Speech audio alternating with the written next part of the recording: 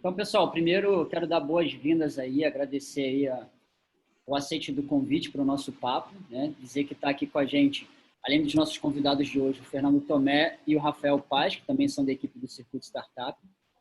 E aí eu queria primeiro abrindo um pouquinho de espaço, assim, bem uma apresentação bem curtinha mesmo, eu sei que a gente vai ter bastante coisa para falar dos nossos convidados, vou abrir um pouquinho para vocês. Então, está com a gente hoje o Cláudio Dias e o Vitor Lima. E aí eu queria abrir um pouquinho para vocês contarem, assim, é muito elevator, sabe? Para a gente só fazer uma introdução, porque a gente depois vai pegar e vai esmiuçar aí toda a trajetória de vocês. Então, boas-vindas aí, prazer estar com vocês aqui no circuito. Vitor é o CEO, pode começar, Vitão. Bom, meu nome é Vitor, né? Atualmente CEO e cuido um pouco também da parte de tecnologia do Magis. Só para falar um pouquinho, né? O Magis 5 é uma solução para gestão de vendas online, principalmente marketplace. E o principal, além de trabalhar com conexões, né, de marketplace, a gente também cuida do processo de gestão. Acho que é o grande diferencial aí que a gente vai contar durante essa trajetória aí. Eu trabalho com tecnologia desde os 18 anos, atualmente tenho 28, então já passei por algumas empresas aí multinacionais, como Thomson Reuters, Ericsson, trabalhei um pouco na IBM e algumas outras. E aí agora a gente está trabalhando aí com a nossa startup. Bacana. Beleza, pessoal? Primeiro quero agradecer a vocês aí pelo espaço, acho muito legal. Thiago, a gente tem um contato já desde o comecinho lá do Magis, a gente teve alguns eventos e a gente chegou aqui em certa medida por dicas bastante relevantes de vocês. Então, para a gente é um prazer muito grande, né? Eu sou um dos fundadores junto com o Vitor do Magis, né?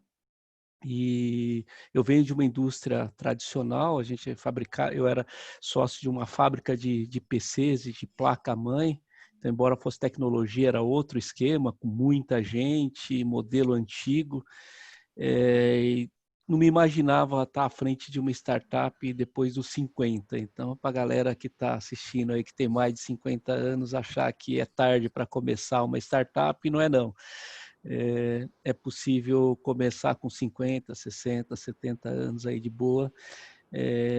E aí é muito legal porque você se sente um pouco fora da caixa, né? Meio burro, assim, aqueles antigão e o contato com essa galera que está aí tocando dia a dia é muito importante. Então, espero que a gente possa contribuir para quem está aí nessa batalha aí de colocar uma startup no ar. Bacana, vamos nessa. Vou pedir pro Rafael, depois ir fazendo um compilado aí, ver se tu consegue organizar e ordenar as perguntas, e aí depois a gente vai abrindo e vai lendo as perguntas enviadas. Pode deixar. Bacana. Pessoal, vamos fazer o seguinte, tá? A nossa temática é meio que em torno de jornada, né? Então, do início até o processo de captação de investimento. Okay? Só que eu queria pegar um pouquinho antes, para que o pessoal tenha a oportunidade de conhecer um pouquinho de vocês. Então, o Vitor falou que desde 18 anos já está envolvido com tecnologia, então já tem, sei lá, 10 anos, né? Então, eu queria entender um pouquinho, antes de começar a Magis começou em que ano? Nós estamos com... Assim, o negócio em si começou há 2 anos atrás. Exato. Né? Tá. O dia que eu conheci o Vitor, exatamente 2 anos, nunca tinha visto antes. Tá. Então, 2 anos atrás foi quando vocês se conheceram e iniciaram, assim, oficialmente a Magis, seria isso? Exatamente. Só que a gente vai pegar de antes desses 2 anos, tá? Um pouco para entender como é que foi o caminho pessoal de vocês até chegar na Magis. Tá? Vocês conseguirem fazer um resumo só para a gente entender a lógica de como é que foi a trajetória de vocês, fez cada um chegar no negócio, para contextualizar para a gente iniciar a partir daí. Eu empreendo desde 1996. Né? O primeiro negócio que eu tive foi uma loja de informática em São Paulo, uma loja bastante conhecida na época, Maxibyte. E desde então eu venho tocando negócio, e o meu último negócio era um negócio bastante estruturado, era né, eu passei de vendedor de computadores para fabricante de computadores, sempre tive inserido dentro desse mercado. Então, de 96 praticamente até 2003, 2004, eu estava à frente de uma loja. Depois dessa loja, a gente entendeu que precisava migrar para uma fabricação. Eu acabei montando uma fábrica em Ilhéus, na Bahia, por conta de incentivos, que o modelo era outro. E da fábrica de computadores, a gente passou para uma fábrica de placas-mães. Então, era uma tecnologia um pouco mais forte. E eu cheguei, nessa empresa, a gente chegou a ter coisa de 350 funcionários, para você ter uma ideia. Bacana. Isso foi que ano? Isso foi, a gente está falando de 10 anos atrás. 10 anos Né? atrás. Então, por volta até 2010. Eu acabei, aliás, minto, 5 anos atrás. Em 10 anos atrás foi quando a gente começou a fábrica de placas mesmo. Depois disso, eu saí acabei saindo dessa sociedade, isso em 2005. E comecei a vender em marketplace. Esse negócio ainda existe? Não, a gente acabou fechando mesmo a operação, porque era uma operação demandava muito capital, e como estava na Bahia e se não tinha um contrato permanente, então o custo fixo era muito alto, a gente acabou fechando mesmo. Ali fechou a fábrica, encerrou as atividades, pagou todo mundo e vida que segue. Eu saí de lá e comecei a fazer uma operação menor, começando de novo, tentando descobrir alguma coisa mais fácil para fazer do que tocar uma fábrica nesse tamanho. E aí eu comecei a vender em marketplace, até que eu conheci o Vitor e a gente acabou dando uma outra pivotagem na carreira. Ok. E aí, Vitor, fala um pouquinho para a gente desse tua trajetória aí tecnológica. Legal. Eu tô dando até risada porque do meu lado foi muito engraçado que eu trabalhava na Thomson Reuters ainda, né? E eu sempre quis ter uma renda extra. O foco era ganhar alguma coisa além do meu salário, né? Então eu comecei a vender nos marketplaces, só que como eu sempre fui um cara muito tecnológico, o primeiro passo que eu dei para vender primeiramente no Mercado Livre foi integrar com uma transportadora, uma distribuidora que ficava perto da minha casa, aqui em Rio Claro, uma cidade aqui do lado, Americana. E aí o que eu fiz? Esse distribuidor ele só tinha um site, né? Não tinha integração nenhuma. Eu criei um robozinho que acessava o site dele e aí pegava todos os dados dos produtos, né? Então foto, descrição, título e um robozinho para ficar monitorando o estoque. E aí, em cima disso, eu pensei, né? Nossa, onde que eu vou publicar esses produtos, né? E aí, a primeira coisa que veio na minha cabeça foi o Mercado Livre. E eu dei uma pesquisada nos softwares, né, da época, e eles, em cima do que eu ganhava, e eu não era uma empresa ainda e tudo mais, eles eram muito caros para eu bancar, sendo que eu queria ganhar uma renda extra, né? Eu ia ter que ter um custo que eu não tinha contratando esse software. Então a minha ideia foi criar um software basicamente para fazer o quê? Pegar esses produtos, né, e mandar para o Mercado Livre. Esse foi o início. E aí eu morava em Campinas nessa época, né? E toda a operação ela foi criada na minha casa, em Rio Claro. Então, a criação dessa solução, quando tinha uma venda, para você ter ideia, quem fazia o envio era minha mãe. Então, a minha mãe, eu pedia o produto no fornecedor, ele entregava no mesmo dia, minha mãe embalava, levava o produto no correio, né? E despachava lá no correio mesmo. Inclusive, algumas vezes... Só um parênteses interessante aí, porque tem muita mãe que faz o contrário, né? O filho vai empreender, ela fala assim, para com isso. No caso, a tua te ajudou na operação do negócio. Então, assim, que bom que você tem uma mãe que te ajudou aí nesse estágio bem iniciado. E no começo não tinha coleta, né? Porque eu era muito pequeno. Depois de um tempo a coleta começou a passar na minha casa para buscar mercadoria. Minha mãe pegava ônibus porque minha mãe nunca dirigiu, nunca teve carta. Ela pegava uma sacolinha, colocava os produtos dentro, pegava um circular que passava em frente de casa, deixava no correio Muito e bom. depois voltava. Eu quero E dar aí, assim, quando a Magis for unicórnio, depois eu quero gravar de novo você falando isso para a gente mandar para as mães, para elas e apoiar os filhos aí na jornada. e o mais engraçado de tudo que era o seguinte, quando eu vendia produtos fáceis, né, a minha mãe ela mandava tranquilo.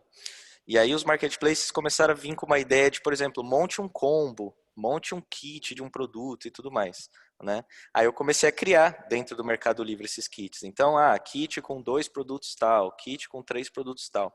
E aí eu percebi que a minha mãe começava a mandar os produtos errados.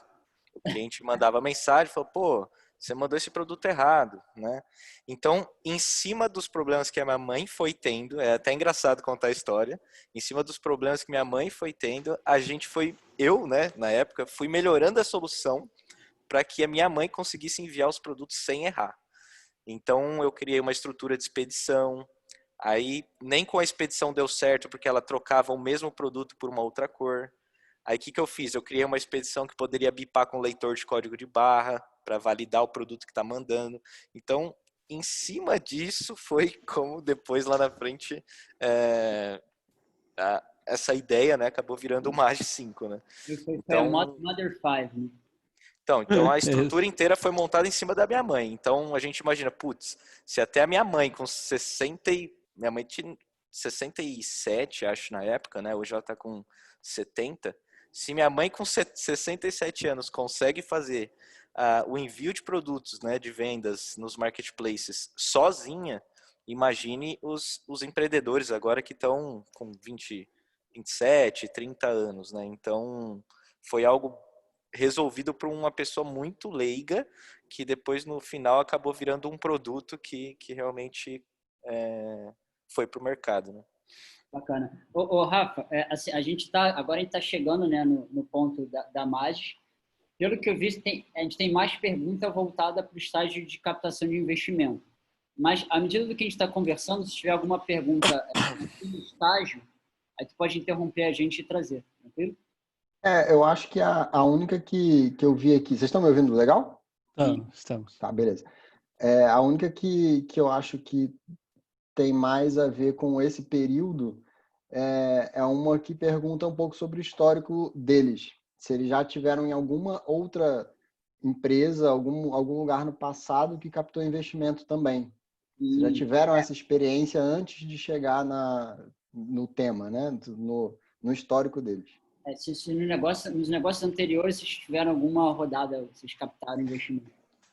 Eu estive à frente desse trabalho, mas não chegou a realizar a captação, mas eu cheguei a trabalhar um processo já num outro nível, mas não acabou não virando porque era uma outra realidade, né? Mas como à frente de startup, não. Startup foi a primeira vez num outro modelo e tive que reaprender tudo.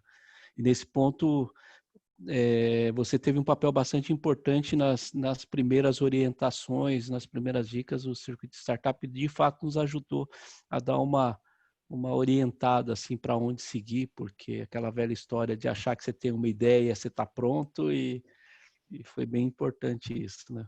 Bacana. Depois a gente até pode falar um pouquinho mais do Startup Pro, né, que é o programa do Circuito Startup. Mas bacana. Aí seguindo a linha aí de raciocínio, então agora a gente está no início da criação da Magis. Aí conta um pouquinho como é que foi esse processo. Eu entendi de onde que veio a ideia, assim, bem inusitada, bem diferente, assim, muito bacana essa história aí da mãe ajudar, e você identificar a necessidade dela e criando coisas em cima disso e daí surgir a estrutura aí do problema que vocês começaram a endereçar. E aí me conta, como é que foi esse início? Assim? Foi quando vocês se conheceram e aí tinha só vocês dois, tinha mais gente? Como é que foi assim, o estágio do 0 para o 0.5? Aí, assim, na verdade, tanto eu quanto o Vitor fazemos parte de alguns grupos de WhatsApp, de Facebook, de vendedores de marketplace. E o Vitor sempre falava, tem uma solução bacana, tal, resolvo o meu problema. E assim, imagina que você está falando de grupo com 300 pessoas, né, de WhatsApp. O Vitor estava em quase todos os grupos. E aí uma vez tinha uma demanda específica, eu liguei para ele, aí até falei com o Vitor, falei, não, isso eu não tenho nem tempo para fazer, tal. Falei, ah, bacana. Ele falou, mas eu tenho uma solução. Aí me mostrou a solução. Achei interessante, né? Mas não deu para entender um pouquinho, porque era bem cara de idosa, assim, na época, né? Era um negócio meio bruto. Aí eu Cara de mãe. falei, cara de mãe, né? E aí eu falei, porra, Vitor, eu vou até aí, né? Eu moro tô em São Bernardo, falei, eu vou até aí, em Dayatuba. Ele estava em Dayatuba. Ele falou, você vem mesmo, né? Eu falei, eu vou, né? Aí marcamos numa padaria, nunca tinha conversado com o Vitor pessoalmente, marquei numa padaria, depois do trabalho dele. Não, peraí. Então vocês se conheceram no grupo, foi isso? Num grupo de WhatsApp, e Facebook. Legal. E acabei indo, e ele mostrou lá na padaria, mostrou a solução. Falei, porra, isso faz sentido, né, cara? Vamos tocar, vamos fazer negócio com isso daí. E eu estava dando consultoria para algumas empresas de marketing que vendem em marketplace na época. Aí eu falei, vamos lá, né? Aí o resto é história. O Vitor teve a coragem de pedir a conta. Quantos meses depois, Vitor? A gente criou o nome, né? Chegou no nome porque tem um significado para a gente, né? O Magis. A gente acabou discutindo o nome, chegou no nome e aí registrou, e o Vitor começou a fazer um trabalho, continuava na Ericsson e de madrugada melhorando a solução. Aí poucos meses depois ele pediu a conta e começou a operação no quarto dele lá com o Magis, contratamos um funcionário e depois mudamos para o escritório e estamos aí. Eu acho que para as pessoas que têm medo de empreender, né, acho que o maior medo é quando você tem um trabalho que você tem um salário legal, né, e aí você fala, putz, eu vou sair do incerto, né, do certo para o incerto, né. No meu caso, desde os 19 anos eu sou registrado na área de tecnologia. E aí eu passei por toda essa trajetória dos 19, né, até acho que uns 26, né, Cláudio? 26 anos de idade, né, crescendo na área. Então eu cheguei num salário assim até que legal, para depois você chegar e falar assim, tô saindo fora, abandonando tudo que eu criei profissionalmente para zero, né? Porque basicamente quando a gente iniciou e eu pedi a conta, eu peguei a rescisão, né? Eu tinha quase 2 anos de férias vencidas e falei, Cláudio, eu tenho isso aqui de dinheiro e vamos para cima, né? Então eu saí de um salário extremamente certo para algo totalmente incerto que não sabia se ia dar certo, mas acabei indo com a coragem, né?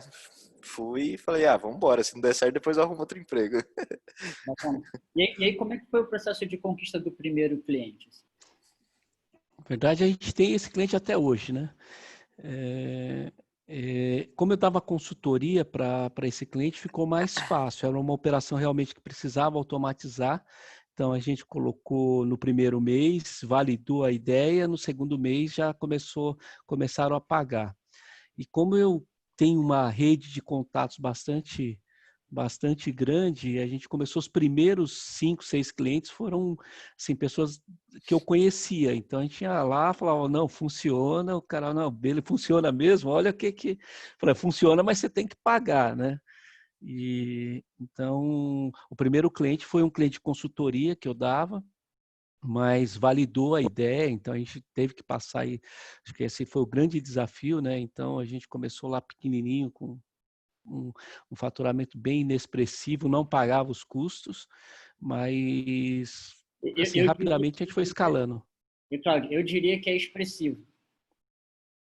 Eu diria que porque assim, é tudo uma questão de fase, né? Então, às vezes a gente tem um cliente, sei lá, o cara vende um software que custa R$10, tá? Muito pouco. Ele tem um primeiro cliente, não dá para dizer que é inexpressivo, porque é o caminho da jornada. Então, na verdade, os primeiros clientes são os mais expressivos até.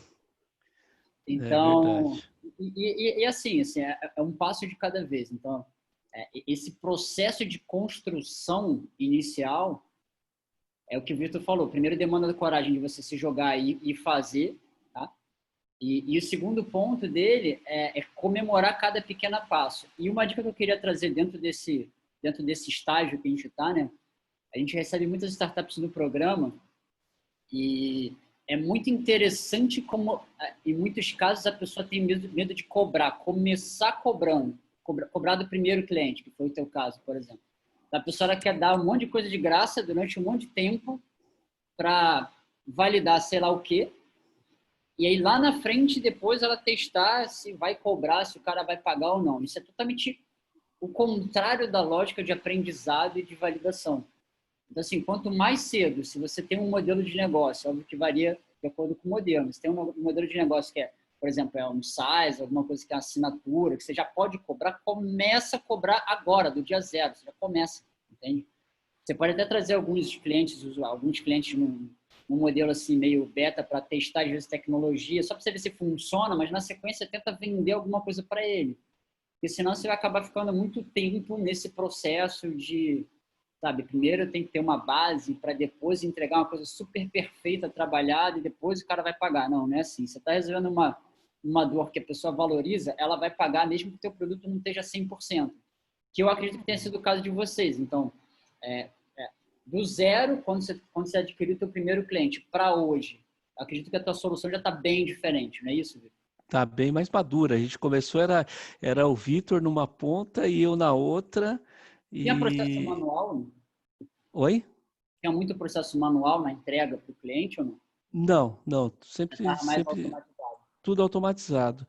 Mas mudou muito, evoluiu muito. A gente teve dois momentos, né? Teve a primeira fase de começar a faturar do zero aos 10 mil reais, que é um, é um desafio grande. E Demorou, hein, depois para chegar nos 10. demorou. E depois as coisas elas começam a vir, começa a ficar exponencial mesmo, né? Você começa, talvez, até porque o empreendedor começa a acreditar um pouco mais acreditar sempre acredita, mas vai tendo mais confiança. E aí a coisa começa a tomar uma dinâmica diferente. Então, na medida. E aí tem uma outra situação. Uma coisa, quando o Vitor queimou o barquinho dele, a ponte. Mas aí depois o primeiro funcionário nosso também queimou o barco, né? Porque ele trabalhava, tinha filho e esposa e foi Aumentou a trabalhar produtividade. no quarto inicialmente no quarto com o Vitor lá, falou, ó, o escritório era a casa do Vitor. E o cara teve coragem de ir e falar, não, pô, beleza, porque era um cara que tinha estudado com o Vitor, mas não era da área. Uhum. Não estava atuando na área, então ele queria ir para a área. Ele foi lá e falou, beleza. E aí para a gente passou a ter uma responsabilidade maior, né? De pagar um salário de um outro pai de família. Então aí falou, aí não dá para dar errado mais, né? Bacana. Rafa, tem alguma Nesse... pergunta desse estágio, assim, primeiros passos? Sim, exatamente, que eu ia falar agora. Tem duas, na verdade. Uma é perguntando qual foi o principal erro que vocês cometeram nesse período de construção, de início, e o outro é um pouco mais direta, a outra pergunta é um pouco mais direta, é perguntando quanto vocês chegaram a gastar do próprio bolso até o negócio começar a andar. Eu acho que eu posso falar um pouco da minha parte, né? Quando eu saí da Ericsson, eu acho que eu saí com uns 45 mil reais, mais ou menos, em dinheiro, né? E esses 45 mil reais acabaram e eu ainda tive algumas complicações financeiras durante esse processo. Eu precisei... Ou seja, o meu gasto foi maior que 45 mil reais para montar, para fazer o negócio acontecer. Isso ainda economizando, fazendo o possível, né, para não ter gastos igual eu tinha, né? E cheguei a tirar, por exemplo, da minha conta desses 45 mil reais para pagar o salário desse menino que começou com a gente, que é pai de família. Então, pagar servidores no Google, por exemplo, Amazon, né, Cloud e tudo mais, alguns outros softwares e tudo mais. Então, basicamente, eu não indico ninguém a começar com R$0, porque tem tem gastos, assim, pelo menos o Fazer mínimo que seja. uma pergunta nesse parênteses antes da outra, que é o seguinte, você está full no negócio, tá? Você saiu do trabalho, ficou full no negócio, versus você ir fazendo em tempo parcial. Tá? É óbvio que você está full, é muito melhor. Sim. Mas, assim, teve um momento que você fez tempo parcial e se você pudesse comparar, assim, eu sei que é uma pergunta um pouco difícil, mas é só para você ter uma ideia pra gente entender o que ficou na tua cabeça, né, de registro. Né? Se você continuasse tempo parcial, você acha que você levaria muito mais tempo? Você realmente percebeu a necessidade de estar full time, senão o negócio não ia mais? Como é que foi esse processo? Tempo integral e tempo parcial? Para o nosso caso, por ser uma solução B2B, né, e todos os nossos clientes trabalharem em horário comercial, é basicamente impossível trabalhar part-time, inclusive à noite, né? Os nossos clientes vendem nos marketplaces, então tem algumas necessidades, por exemplo, emitir nota fiscal. Se a nota fiscal para, imagina que eu estou trabalhando part-time, basicamente eu estou dando um tiro no pé. Então, depois que eu comecei a trabalhar full-time, a solução começou a virar outra, né? Que foi muito rápido também, né, Vitor? Foi muito rápido. Para vocês terem ideia, a nossa solução antes de eu ficar full-time não tinha controle por cliente, eram coisas bem bobinhas, usuário e senha não tinha. Então, como que eu vou lançar algo assim para o mercado, né, que não tinha nem controle de acesso, nem usuário e senha, nem nada? E assim, acho que a maior dificuldade pelo menos para o nosso caso, que é uma solução mais voltada para o B2B, é conseguir tratar esse horário comercial. Então, para o meu caso, não tinha como não trabalhar full time, era impossível. Eu trabalhei por muito tempo. 1, 2, 3 clientes, ok, entendeu? Aí depois disso é impossível. Depois disso não dá. Eu trabalhei, assim, o que o Vitor falou também, a gente tinha um outro funcionário que ajudava a gente, que estava desde o começo também, que é o Caetano. O salário dele eu paguei até dezembro do ano passado, pegava um dinheiro da consultoria também colocava, então, ou seja, o Vitor gastou um tanto, eu gastei um outro tantão, e para você ter, eu trabalhei part-time por muito tempo, porque eu precisava pagar minhas contas também, e fiquei durante esse tempo todo aí, minha primeira retirada foi o mês retrasado, para ter uma ideia, ou seja, eu dedicava aí cada vez mais tempo, né? Chegou um ponto aí de 90% do meu tempo esse ano, mas tinha que ter um fôlego, vinha de um outro negócio, um fôlego grande, né? Então, assim, é bonito, porra, é legal, mas não dá para romantizar o negócio, porque na vida real, assim, Google custa caro, o seu custo de vida, por menos que custa, então não é abandonar a ideia, mas é importante planejar bem, né? Porque senão você começa um puta de um negócio bacana e larga pelo caminho. É lógico que cada um tem sua realidade, cada um sabe como vai fazer, mas não dá para romantizar essa situação. Empreender é um negócio duro, que você tem que trabalhar 12, 18, caso do Vitor aí, 24 horas, né? Você trabalha muito duro, ganha muito pouco, e não adianta você falar, porra, é legal. Tem hora que desanima, mas será que você olha lá e fala, pô, quando você encaixa o projeto, você vai embora. Sim. Do início em tempo parcial até full foi quanto tempo? Eu fiquei praticamente 1 ano e meio part-time, mas eu vou falar, cara, não funciona, mudou muito esse ano que eu decidi realmente focar no Magis, a dinâmica foi outra. Assim, as coisas tomaram outro rumo e a entrada do fundo me obrigou a fazer isso, né? Então, na hora que a gente começou, é outra história, porque não é só você se dedicar, você ficar é quando você respira o negócio 100%. Né? Então, você não deixa de ligar para o cliente, você não deixa de acompanhar. O Vitor, o negócio hoje está de pé porque o Vitor, desde o segundo mês, ou segundo mês, ele já estava 100% focado.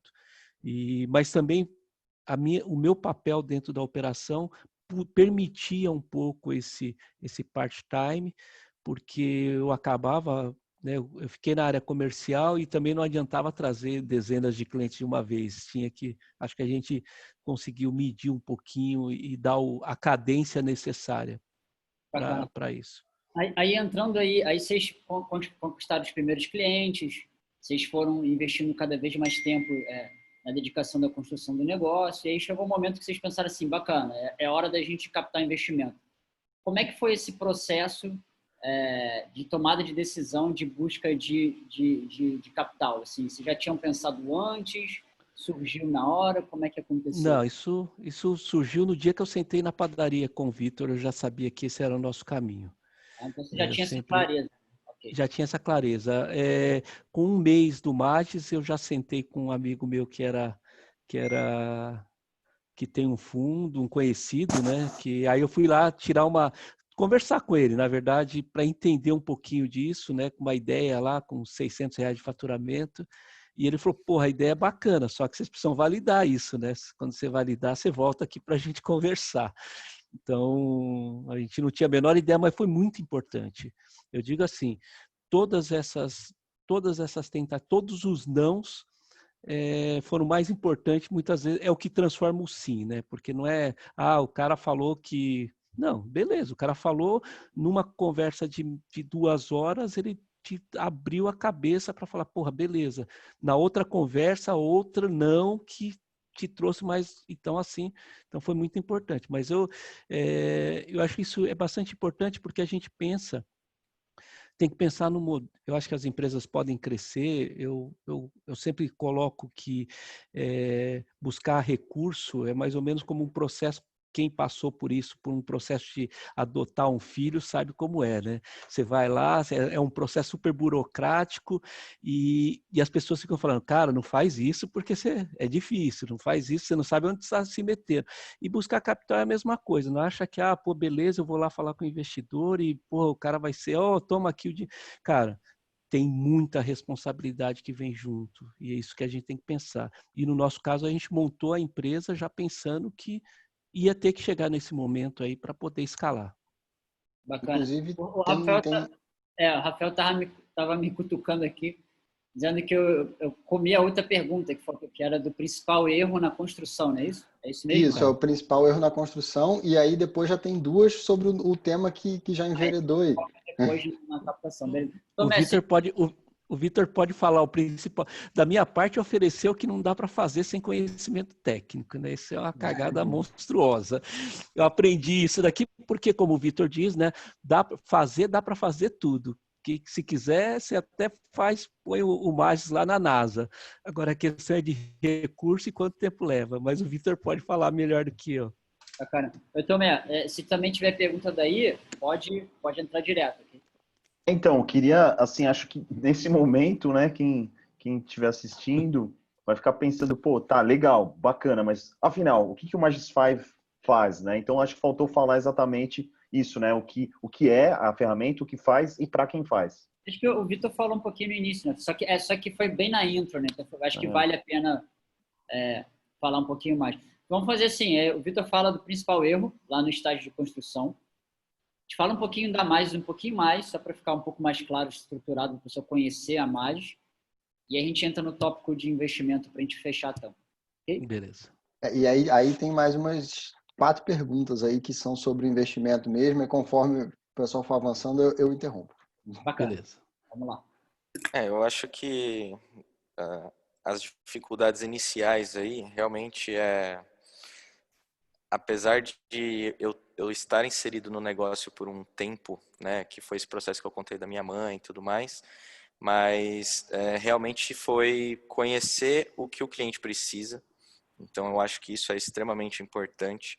Você os seus primeiros clientes, assim, você precisa ficar em cima deles para você entender tudo que ele faz, como ele faz e como que é a melhor maneira de se fazer aquele processo, né?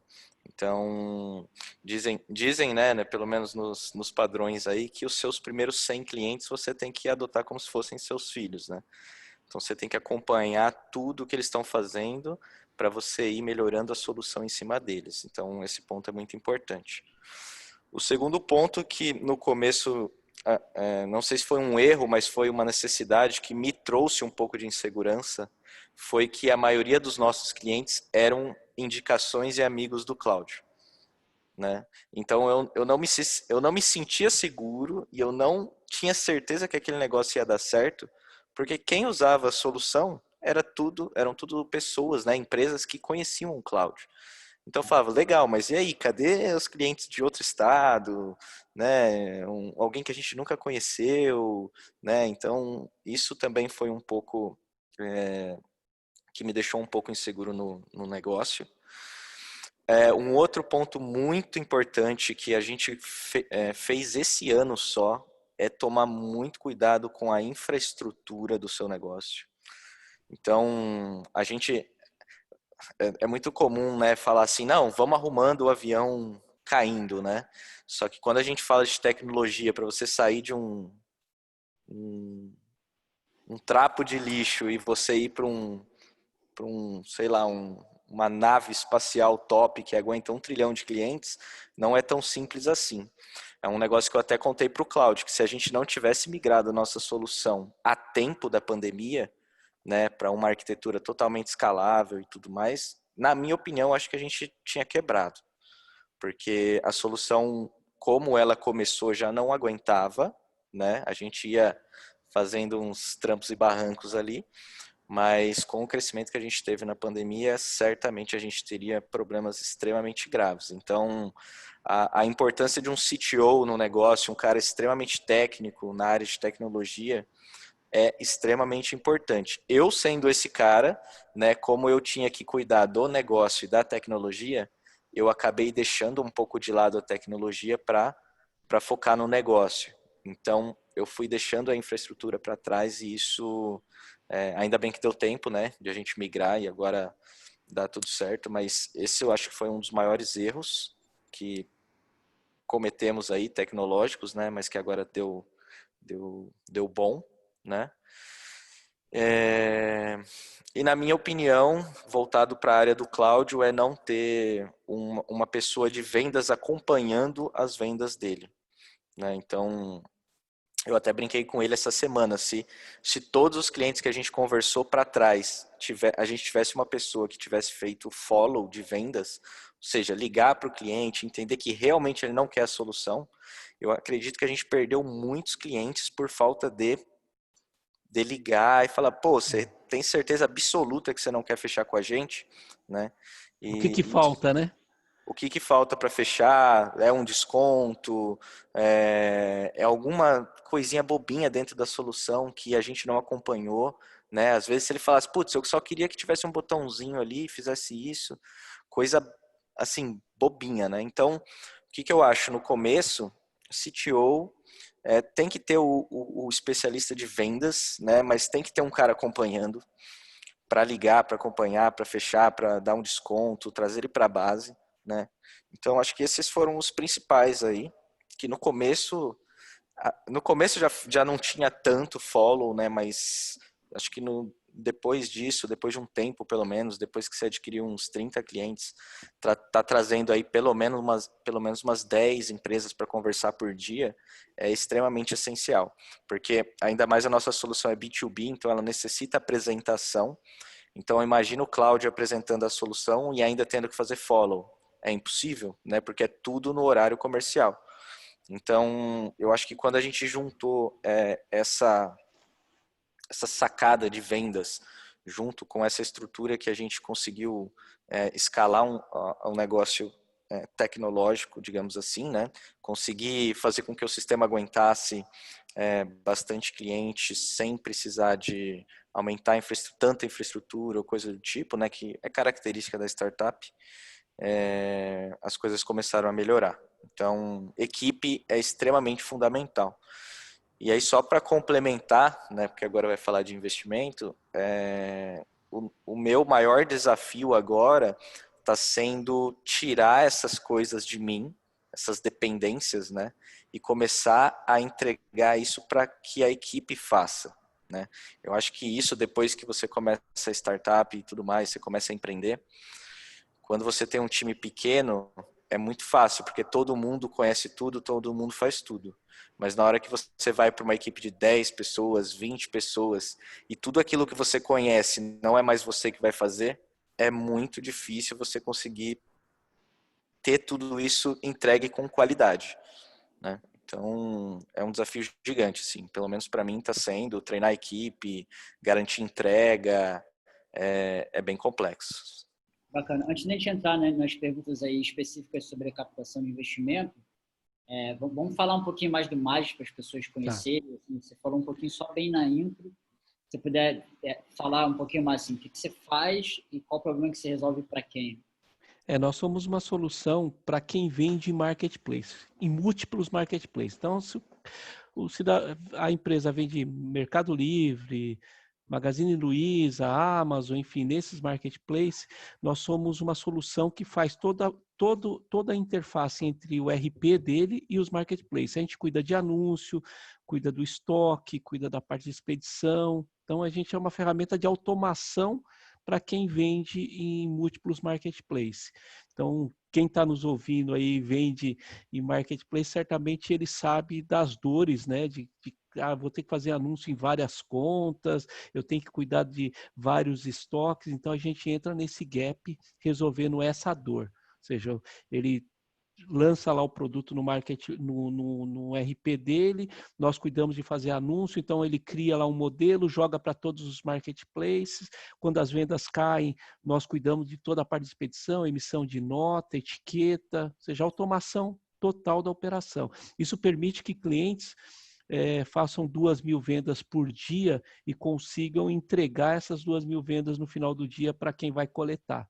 Então, uma empresa que não tem um processo de automação, a gente já pegou esse caso, né, de clientes que têm 2.000 vendas por dia, que ele começava a fazer o trabalho 10 horas da noite, aí ele parava lá para meia-noite, remotamente, 1 hora da manhã, no outro dia ele começava às 6 horas da manhã e 4 horas da tarde ele não tinha terminado. Hoje ele começa às 7 horas da manhã, ao meio-dia ele já processou as 2.000 vendas, emitiu nota, etiqueta e tudo mais. Então, realmente, isso é uma coisa bem interessante, porque quando você olha o mercado, acho que uma startup, o importante é isso, né? Olhar o mercado, o que a gente consegue fazer diferente e o que vai acontecer se eu fizer o básico. A gente sempre, acho que essa sempre foi a grande sacada do Vitor, falar, não vamos fazer mais do mesmo, porque senão a gente vai cair num terreno onde vai levar um tiro que nem um pato, né? Então, a gente conseguiu mudar um pouco esse modelo, mas basicamente é isso. Basicamente não. É isso que a gente faz, né? Resolver o problema. Só complementando um ponto, que é o seguinte, o que a gente via muito no mercado? ERPs, né? Então, TOTOS, SAP e vários outros ERPs, né? E aí tinha o Hub, que eles chamam, né? O Hub é o cara que integra com esse ERP, né? E aí o que acontece? O Hub ele trabalha só com essa passagem de informação entre produtos e pedidos e o ERP que se vire, né? Só que o que acontece? O ERP não consegue se virar sozinho, né? E o Hub também não. Então na verdade a gente criou uma interface no meio desse caminho que tenta resolver esse problema tanto que o ERP tem e o Hub tem. Então, o nosso slogan, por exemplo, ele é muito mais que um Hub, né? Tecnicamente, a gente consegue explicar o porquê disso, mas basicamente a ideia é ser muito mais do que um Hub.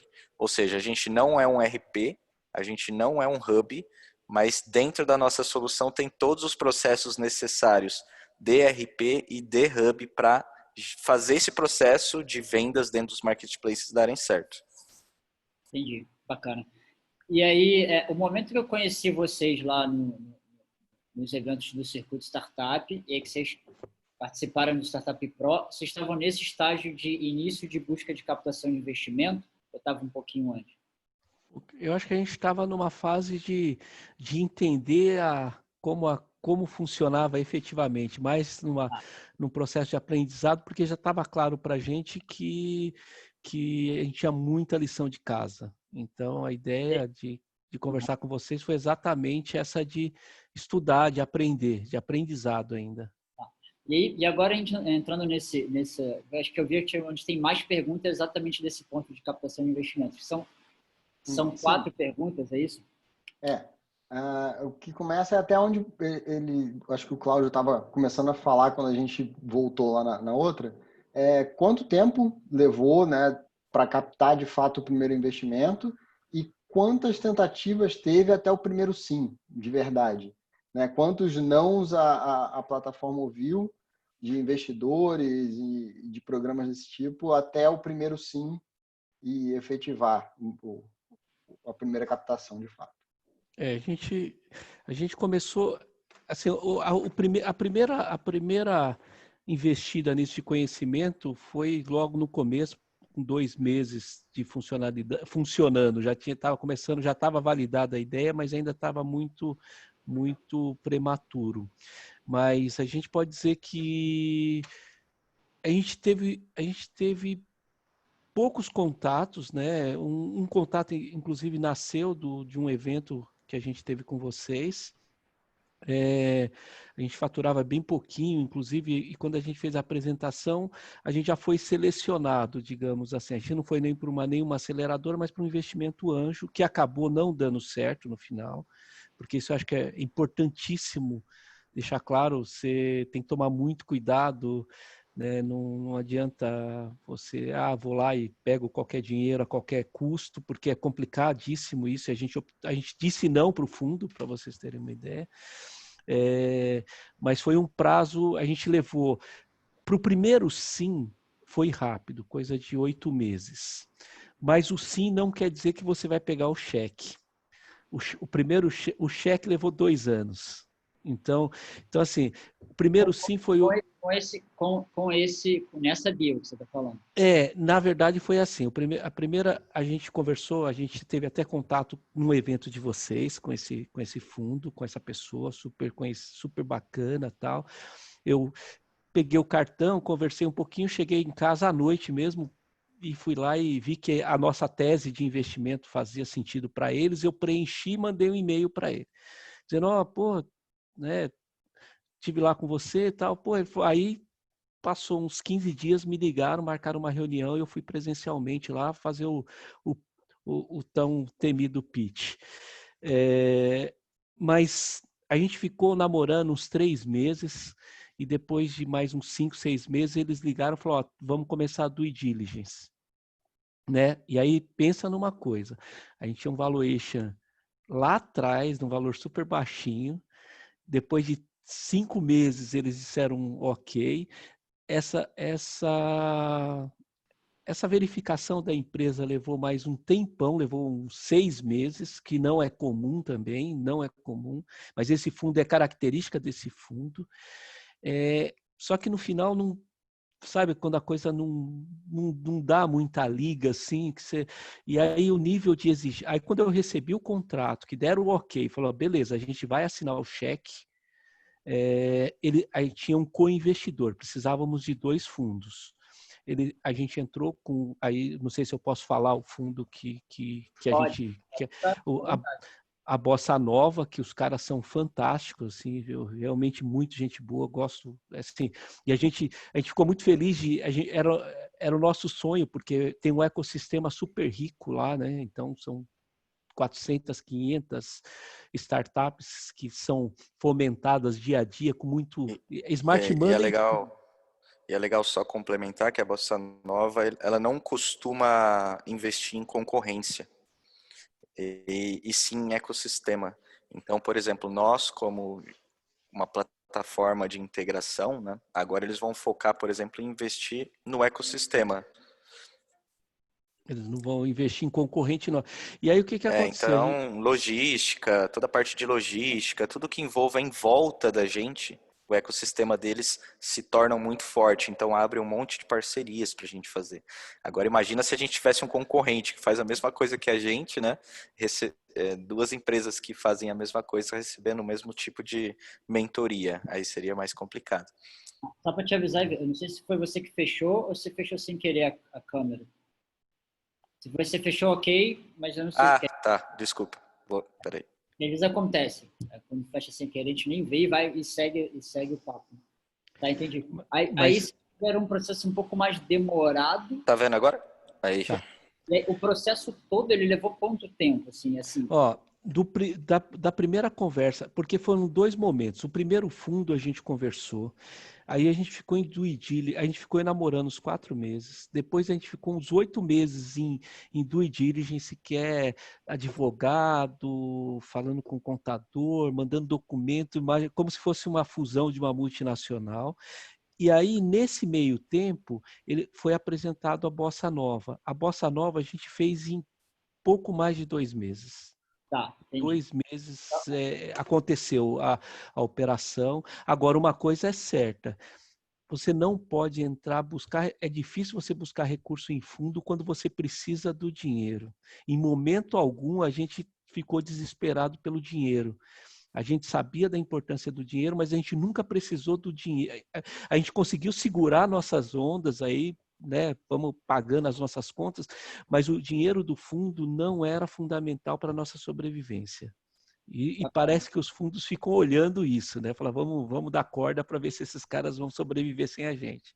E é perfeito, né? A gente até brinca internamente assim, os investidores têm que brigar para investir no teu negócio. Então, o teu trabalho como empreendedor, do 0, né, para o 1, é conseguir uma base de clientes que tenha métrica suficiente, que você monta uma tese de negócio escalável e você mostra, cara, eu faço isso aqui.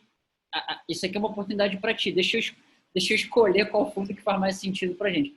E não o processo inverso, né? De, nossa, eu preciso de grana, eu primeiro que oferecer qualquer coisa para a gente vai ser super bom. Não é isso. O desafio é ficar de pé, manter uma estrutura mais lean possível que você consegue bancar e seguir vivo atendendo seus primeiros clientes para ir melhorando o teu processo de aprendizado do negócio. E é isso que vai te botar num jogo de negociação, entre aspas, não é bem a negociação, mas assim, num posicionamento correto na captação de investimento.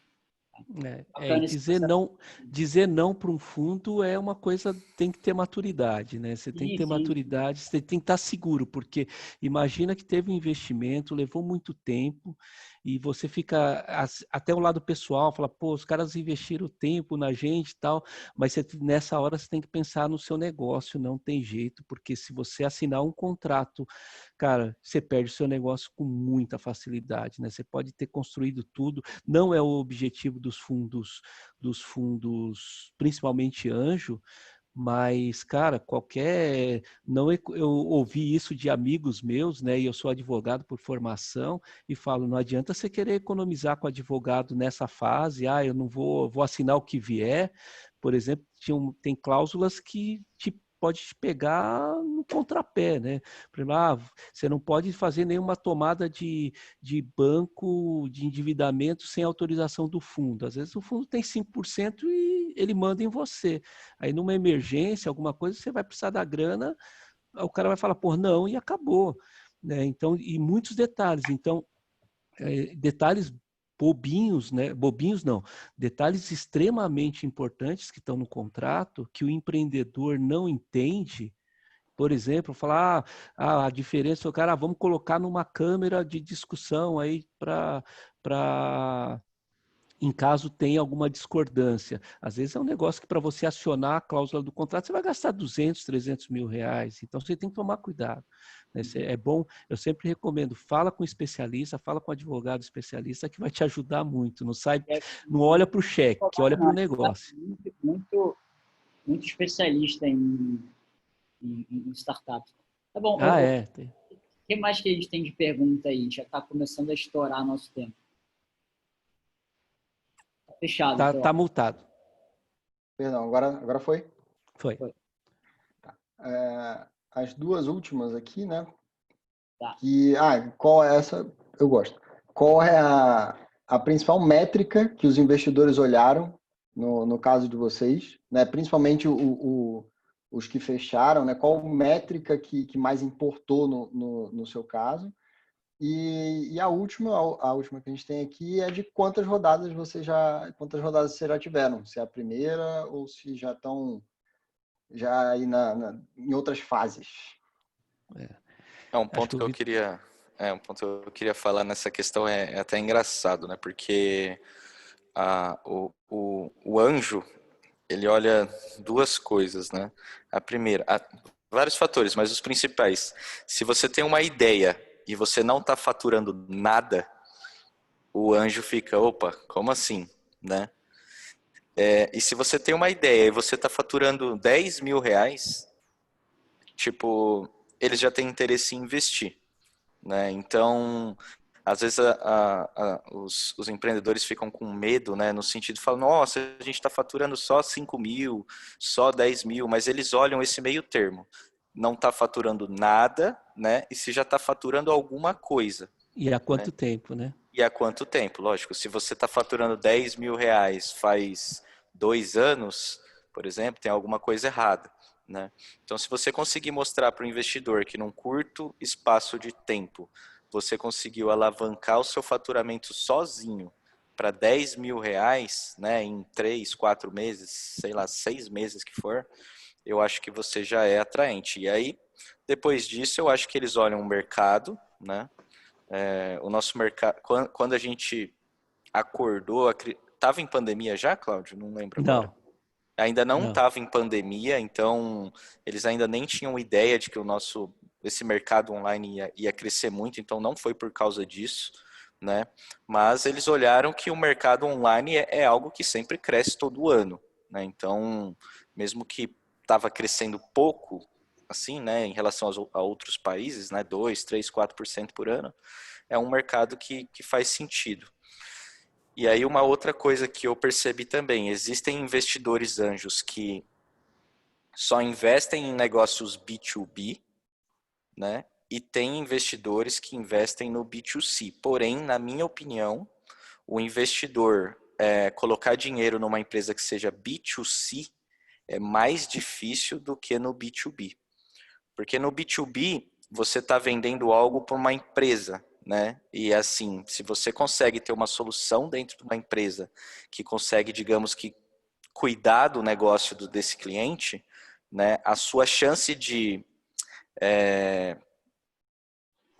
quebrar, né? Alguma coisa do tipo é um pouco menor.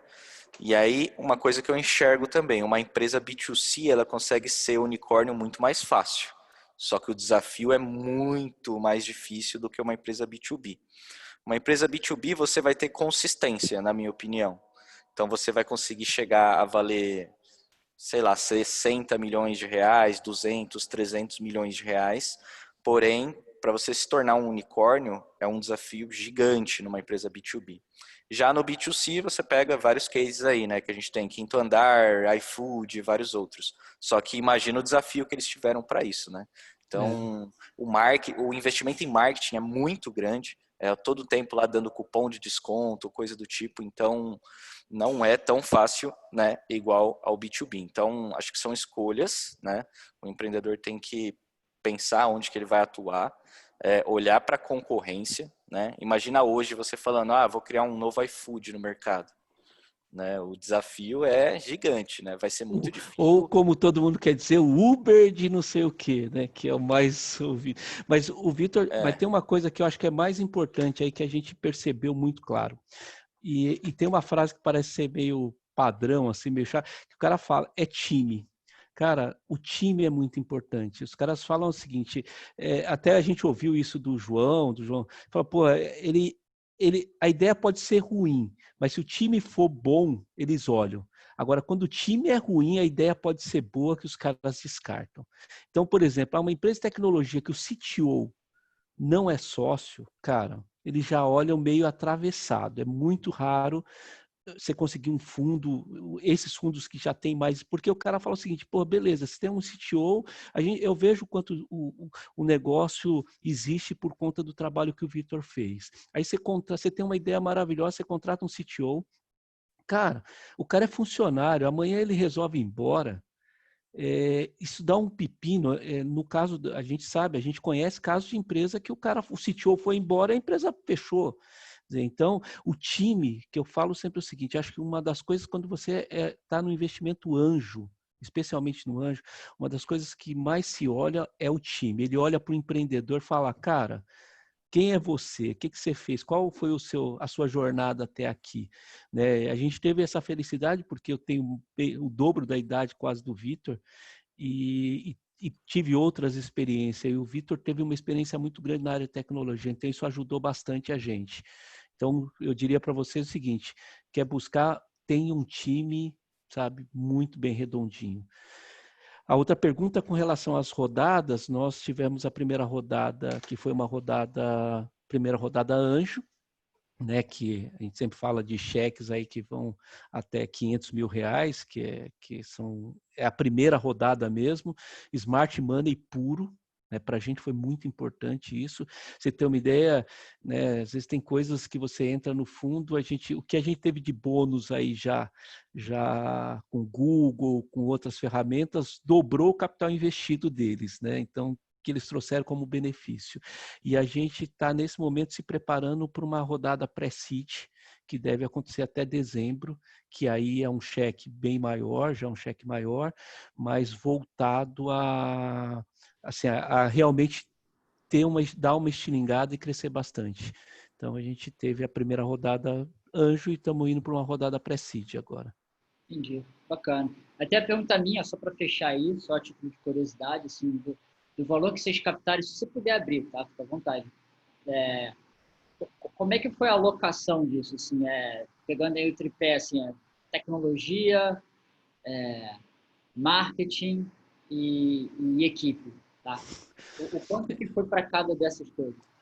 A gente está com um problema agora que a gente precisa gastar o dinheiro do investidor, né? Então, que a gente pegou o dinheiro e a gente faz uns exercícios e chega no final do ano está sobrando um pouco mais do que a gente captou. Então, a ideia nossa a gente está investindo em pessoas, em marketing de pessoas. Cara, mas isso é um processo muito lento. Não é um negócio, vamos contratar desenvolvedor. A curva de aprendizado é demorada, não adianta você sair contratando 10 desenvolvedores, não adianta você querer pegar, eu vou investir 30 mil em marketing amanhã.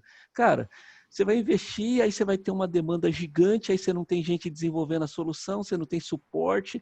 Então, o desafio, assim, o recurso está sendo alocado para marketing e pessoal. E a gente não conseguiu ainda, como a gente já estava, quando entrou o fundo, a gente já estava acima do nosso ponto de equilíbrio, já estava sobrando recurso, o que a gente está fazendo agora é acelerando, contratamos gerente de marketing, contratamos vendedor, contratamos SDR, contratamos sistema, que é uma outra coisa que a gente acabou não tocando no assunto, mas que a gente recomenda fortemente, é a automação dos processos, né? Desde o comecinho, assim, há muito tempo a gente vem trabalhando com CRM, automatizando o processo. O Vitor fez um trabalho espetacular, não só no desenvolvimento da solução, mas na administração do negócio também, que ajudou muito. Então, assim, cara, é caro um CRM, é caro, né? Isso tudo custa dinheiro, mas você economiza muita grana lá na ponta. No final do dia, você economiza muito dinheiro. Entendi. Bacana. Pessoal, acho que a gente já pode partir para o encerramento aí, acho que deu em torno de 1 hora do nosso papo. Então, eu queria agradecer aí o aceite do convite, a participação com a gente. Convidar vocês para participar assim, dos eventos assim que voltar, né? Porque, por enquanto, está rolando, a gente poder compartilhar presencialmente a história de vocês, esse caminho que vocês conseguiram percorrer até agora. Tá? E aí quero parabenizar vocês essa trajetória, o compartilhamento que vocês estão trazendo. E conta com a gente aí para os próximos passos. Tomé e Rafa, vocês querem adicionar mais alguma coisa? Não, só parabenizar mesmo. Achei ótimo. Agradecer. Eu também. E eu já trabalhei bastante com e-commerce, já tive bastante cliente de e-commerce. Desde que eu vi o que era a Magis5, eu falei, cara, isso aí é demais. Eu acho que tem, modestamente, eu acho que tem um futuro brilhante aí. Bacana. E vocês fiquem, assim, vocês fazem parte aí da nossa história aí, porque a gente participou presencialmente de uns 4 eventos, né, Thiago? O Vitor veio de Rio Claro aqui para São Paulo e depois a gente teve a mentoria do Thiago também, que foram dicas extremamente relevantes. Não quero puxar o saco aqui, mas realmente para quem está começando e quando a gente pensa no custo, realmente vocês fazem um trabalho muito bacana. Parabéns. Bacana. Pessoal, foi um prazer falar com vocês. Até as próximas. Falou, gente. Falou, galera. Um abraço.